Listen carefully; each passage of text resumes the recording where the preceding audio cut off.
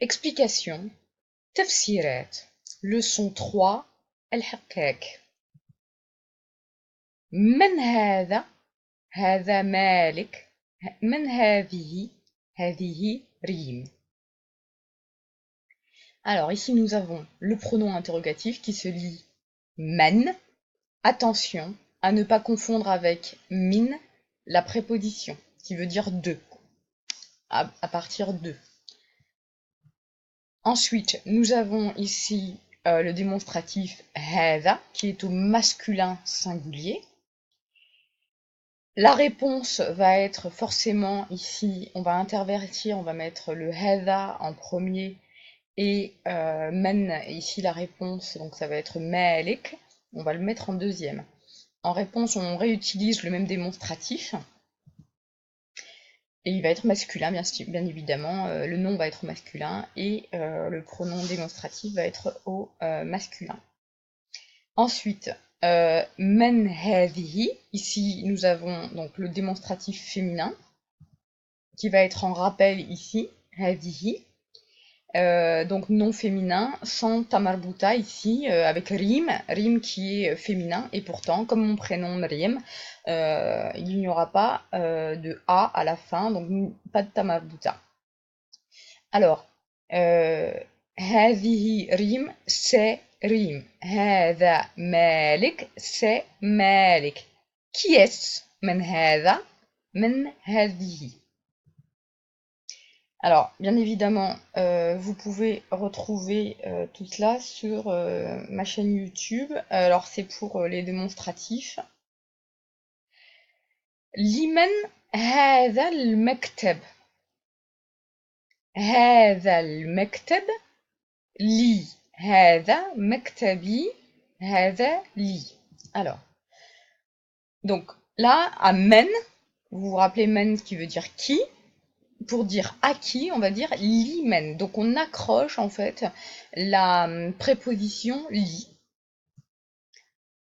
Ici, on va dire, pour dire à moi, on va prendre la préposition li et on va raccrocher donc le pronom suffixe ou le pronom affixe ilon. Et donc, ce bureau est à moi. Pour dire que c'est mon bureau, on va dire هذا مكتبي. Donc on prend مكتب qui est bureau et on accroche un pronom suffixe au nom bureau. Donc nom plus pronom suffixe. Et donc ça fait mon bureau. C'est mon bureau. هذا لي. Donc c'est à moi. Donc pareil, la préposition li et on va mettre un ya qui va dire que c'est à moi, personnellement. Ensuite, nous avons liman hadha al-kitab li Nabil. Donc, pour dire que ça appartient à Nabil, eh bien, on va mettre li plus le nom, donc là c'est un nom propre, Nabil. Il appartient à Nabil. Ça peut être aussi un adjectif Nabil, mais ici, bien évidemment, on comprend que ce n'est pas l'adjectif qui nous intéresse. Donc, la préposition li s'attache au nom, hein, comme elle s'attache au pronom suffixe. Alors, هذا كتابه. Donc là, c'est un pronom suffixe de troisième personne du singulier, masculin. Attention, donc c'est son livre à lui. Et donc, vous avez, tout d'un coup, moi je vous ai dit que c'était kitab. Et là, ici, je dis kitabuhu. Donc, vous verrez plus tard que la langue arabe est une langue à déclinaison et que cette langue, eh bien, quand c'est au nominatif, et ici on n'a pas de verbe et on n'a pas de préposition, ou on n'a pas une structure où en fait il convient de mettre une autre déclinaison, donc nous aurons 3 déclinaisons. À la fin, donc on dira elle quittait bou, ou bien elle quittait ba, ou bien elle quittait bi. Et au nominatif, donc quand il n'y a rien, on va dire quittait bou.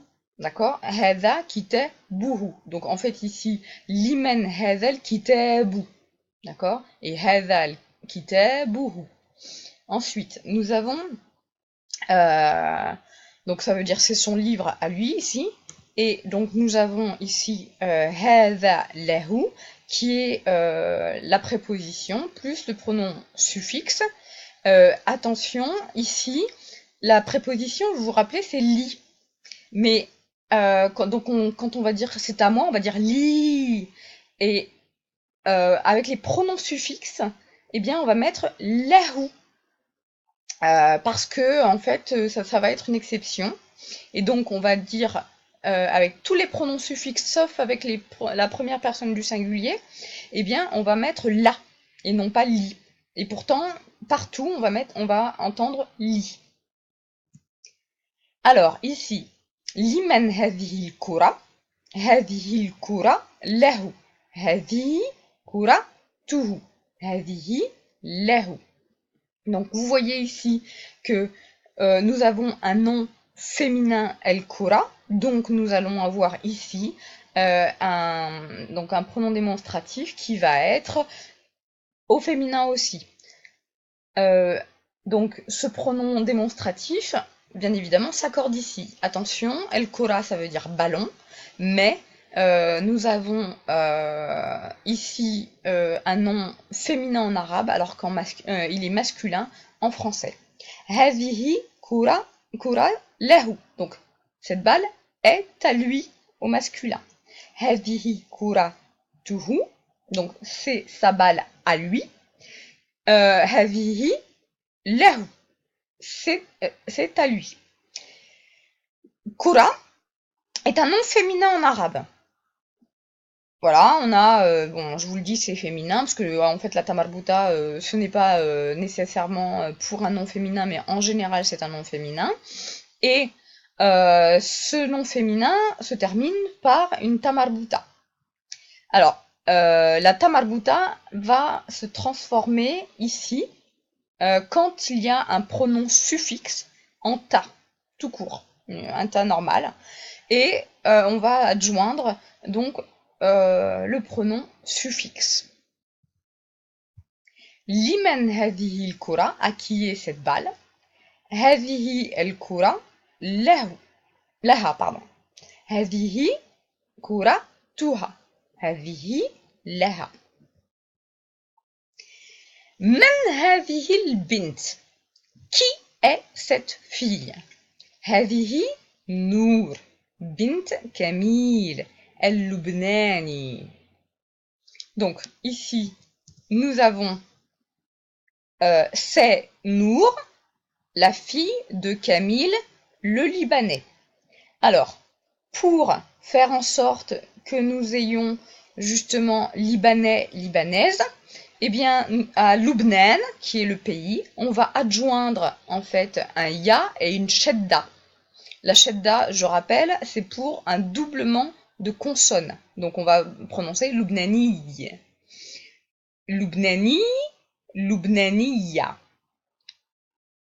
Pour dire français, française, on va dire Firenzi, Firenziya.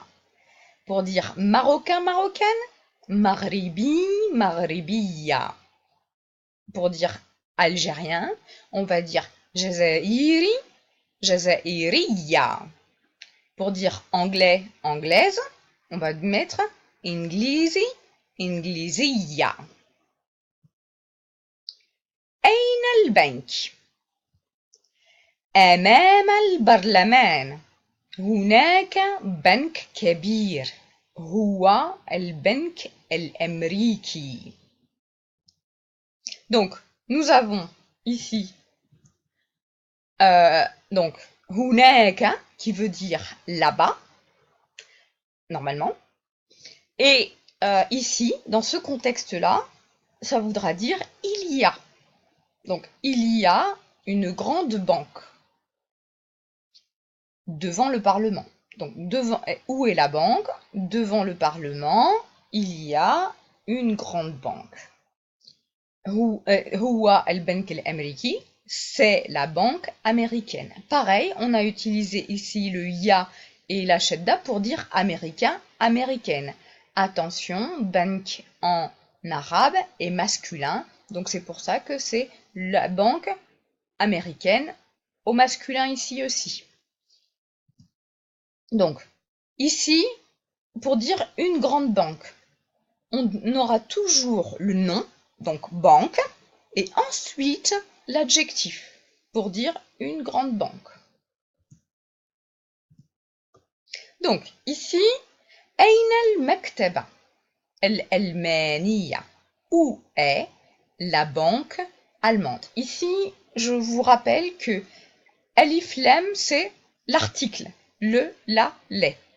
Et si on adjoint un alif ou un alif hamza, eh bien, on va l'écrire ainsi. Alif, lam et la hamza qui est ici, en croix.